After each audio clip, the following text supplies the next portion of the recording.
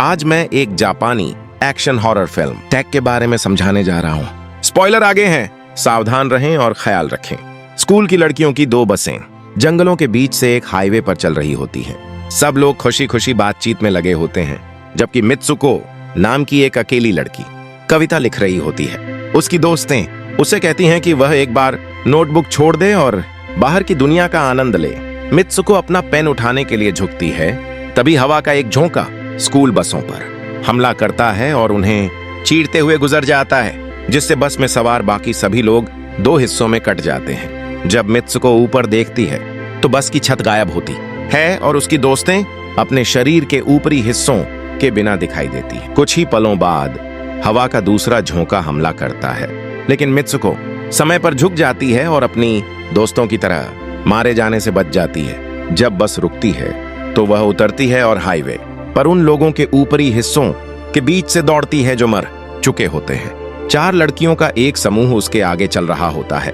वह उनमें से एक को जमीन पर धक्का देती है, उसकी जान बचाते हुए, जबकि बाकी लड़कियां भी उसी अंजाम का शिकार हो जाती हैं। लेकिन केवल एक पल बाद वह लड़की भी मर जाती है जब वह एक समूह को बचाने की कोशिश करती है। साइकिल सवार फिर से अकेली रह जाने पर मित्सुको जितना हो सके उतना दूर दौड़ती है और एक नदी तक पहुंचती है।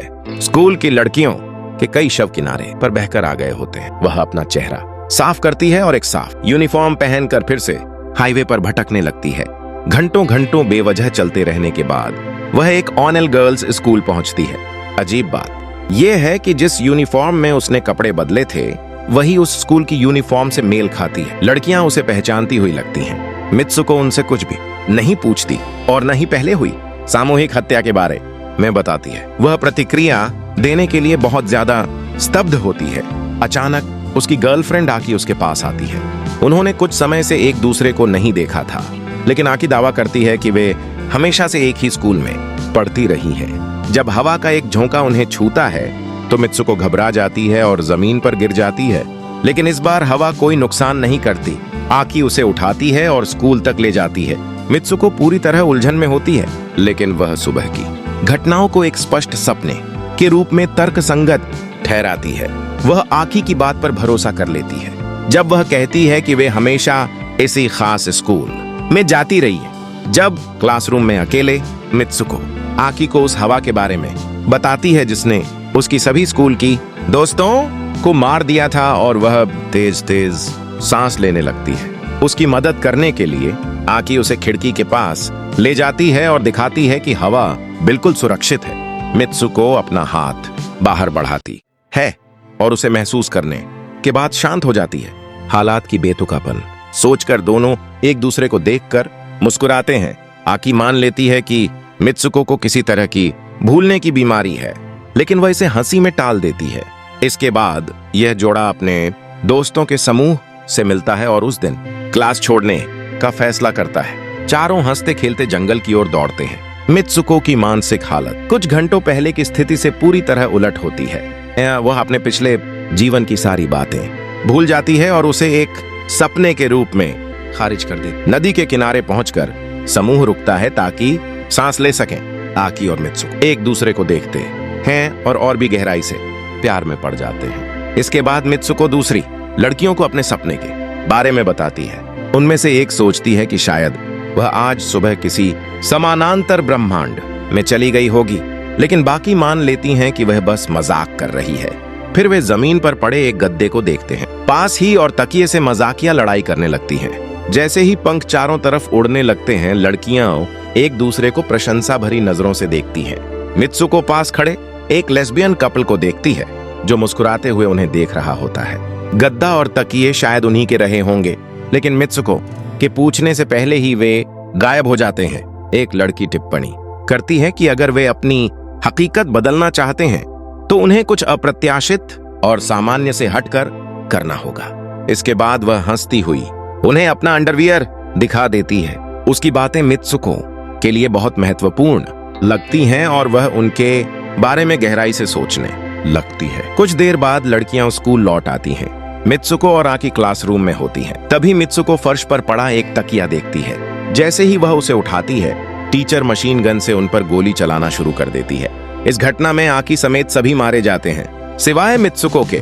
टीचर कहती है कि क्लास छोड़ने की यही सजा है। वह मित्सुको को भी मारने ही वाली होती है, लेकिन उसकी दो दूसरी दोस्त उसे बचाने आती हैं और उसे भागने में मदद करती हैं। इस दौरान वे भी मारी जाती हैं, लेकिन मरने से पहले पहले वाली लड़की मित्सुको से कहती है कि अगर हालात मांगें तो पूरी तरह बेकाबू हो जाना। मित्सुको और बाकी बची लड़कियां स्कूल से बाहर की ओर भागती हैं, जबकि टीचर अब भी उन पर गोली चला रहे होते हैं। उनमें से ज्यादातर मारी जाती हैं, लेकिन किसी तरह 5 लड़कियां बाहर निकलने में सफल हो जाती हैं। तभी अचानक हवा का एक जानलेवा जो का बाकी सबको मार देता है और मित्सुको एक बार फिर अकेली रह जाती है।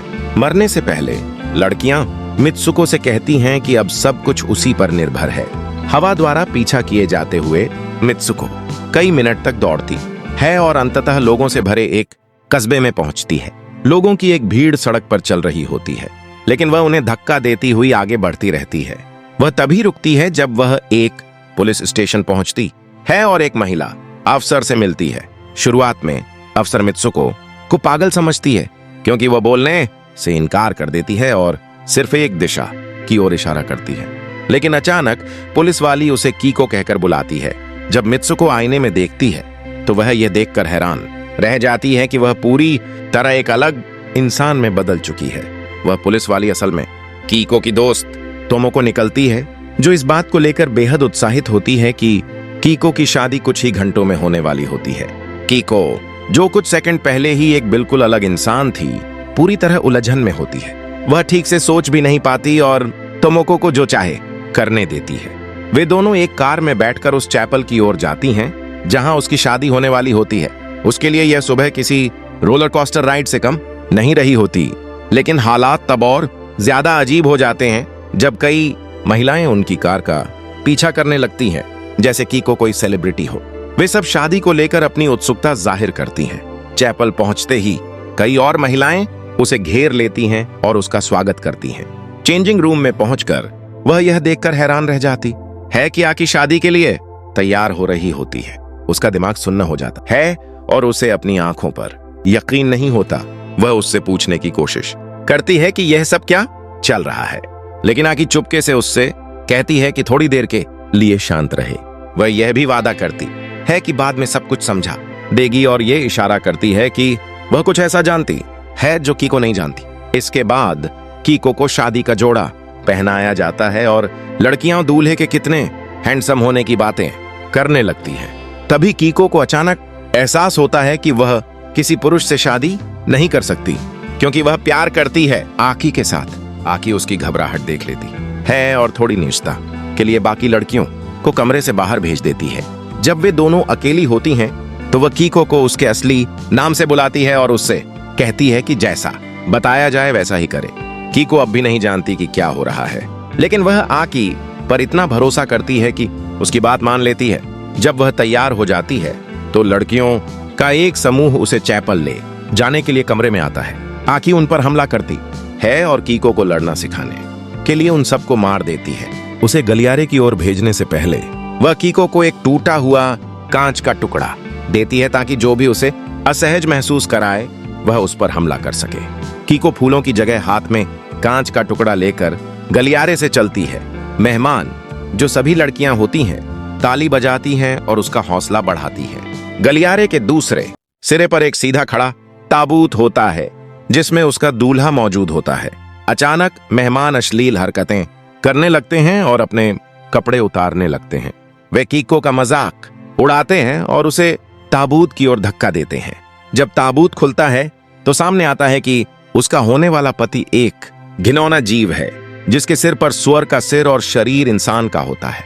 भीड़ उसे मजबूर करती है कि वह उसे चूमे, लेकिन इसके बजाय कीको कांच के टुकड़े से उस पर वार कर देती है। गुस्से के दौरे में वह भी अपने आसपास की कुछ लड़कियों को भी मार देती है। आकी सही समय पर आकर उसे बचाती है, लेकिन उन्हें पिछले स्कूल के 2 टीचर रोक लेते हैं। वे दोनों से लड़ती हैं और किसी तरह चर्च से बाहर भागने में कामयाब हो जाती हैं। आकी टीचरों का ध्यान भटकाने में लग जाती है, जबकि कीको आगे दौड़ती रहती है। तभी उसे ट्रैक सूट पहनी एक लड़की रोक लेती है। वह लड़की उसे इजुमी कहकर बुलाती है और मैराथन में शामिल होने का न्योता देती है। कीको आईने में अपना चेहरा देखती है और यह देखकर हैरान रह जाती है कि वह एक बार फिर किसी और में बदल चुकी है। अब वह इजुमी होती है, एक स्टार मैराथन रनर जिसे सब पसंद करते हैं। एक विशाल भीड़ उसके साथ दौड़ते हुए उसका उत्साह बढ़ाती है। उसकी दोस्तें बताती हैं कि वह मिडिल स्कूल से ही एक अच्छी रनर रही है। इजुमी को समझ नहीं आता कि वे किस बारे में बात कर रही हैं, लेकिन अब वह जवाब जानना भी नहीं चाहती। जल्द ही वह दौड़ने का मजा लेने लगती है और देखती है कि स्कूल की उसकी दोस्तें भी उसके साथ दौड़ रही हैं। लेकिन तभी सुअर वाला दूल्हा और टीचर उसके पीछे दौड़ने लगते हैं। लड़कियां इजुमी से कहती हैं कि वह बहादुर बने, क्योंकि वही अकेली है जो इस दुनिया से निकल सकती है। इजुमी पहले से भी ज्यादा तेज दौड़ती है और आखिरकार एक गुफा तक पहुंचती है। एक स्कूल की लड़की उसे ढूंढ लेती है और उसे अपनी जैसी कई लड़कियों के एक समूह के पास ले जाती है, जो डरावनी तरह से अपने चेहरे पर बाल गिराए खड़ी होती हैं। वह लड़की फिर इजुमी को मारने की कोशिश करती है और दावा करती है कि अगर वह नहीं मरी तो बाकी सब मर जाएंगी। आकी सही समय पर पहुंचती है और अपनी गर्लफ्रेंड को बचा लेती है। इसके बाद वह इजुमी से आई एम मित्सुको शब्द दोहराने को कहती है। जब इजुमी ऐसा करती है तो वह अपने असली रूप मित्सुको में वापस आ जाती है। इस दुनिया से बाहर निकलने के आखिरी कदम के रूप में मित्सुको को आकी की कलाई से निकली 2 डोरियों को खींचना होता है, जो उसे 2 हिस्सों में काट देंगी। वह अपने सबसे प्रिय व्यक्ति को चोट नहीं पहुंचाना चाहती, लेकिन आकी उसे डोरियां खींचने के लिए मजबूर करती है। नतीजतन आकी 2 टुकड़ों में कट जाती है और मित्सुको असली दुनिया में प्रवेश कर जाती है। वह खुद को एक रेस्टोरेंट में पाती है, जहां फिल्म के पहले पुरुष किरदार दिखाई देते हैं। अंदर और आगे बढ़ने पर वह कुछ विकृत पुरुषों को, उसके इजुमी और कीको के पोस्टर को घूरते हुए देखती है।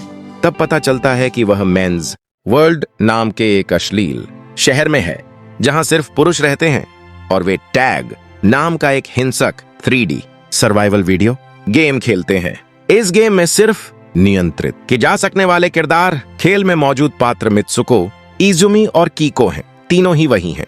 एक आदमी मित्सुको को पहचान लेता है और बताता है कि वह भविष्य में है।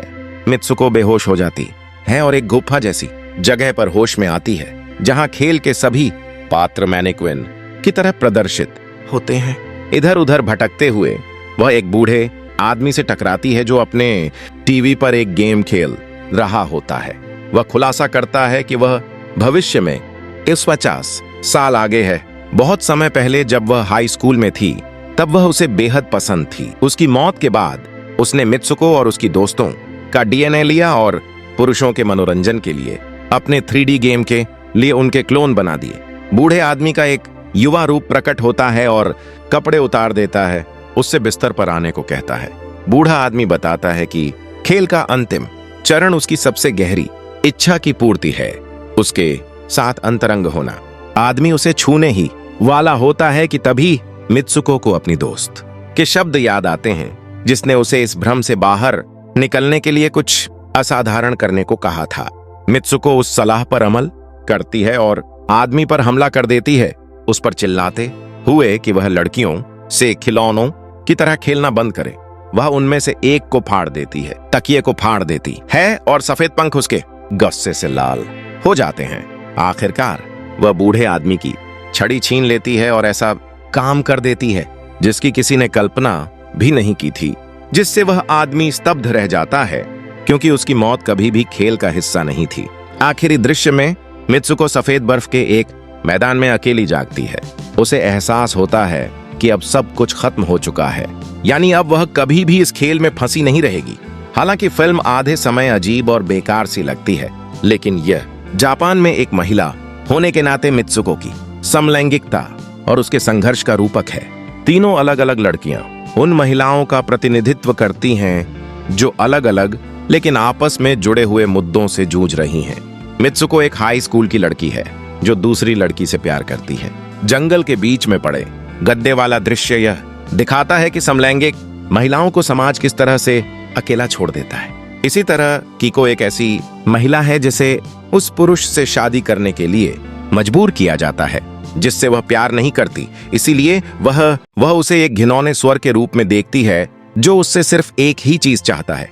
फिर इजुमी है जो एक प्रतिभाशाली और दृढ़ निश्चयी लड़की है, लेकिन वह उस स्वर से भाग रही होती है जो ये दर्शाता है कि किसी तरह की पुरुष प्रधान मौजूदगी उसकी सफलता के रास्ते में बाधा बन रही है। आखिर में बूढ़े आदमी का लड़कियों को अपने खेल के किरदार के रूप में बनाना साफ तौर पर दिखाता है कि समाज पुरुषों के वर्चस्व में है, जहां वे महिलाओं और उनकी समस्याओं का फायदा उठाते हैं। मित्सुको खुद को इस बंधन से सिर्फ अपनी मौत के साथ ही मुक्त कर पाती है। ऐसे और वीडियो के लिए सब्सक्राइब करें, नोटिफिकेशन ऑन करें और चैनल को सपोर्ट करने के लिए लाइक जरूर करें। देखने के लिए धन्यवाद।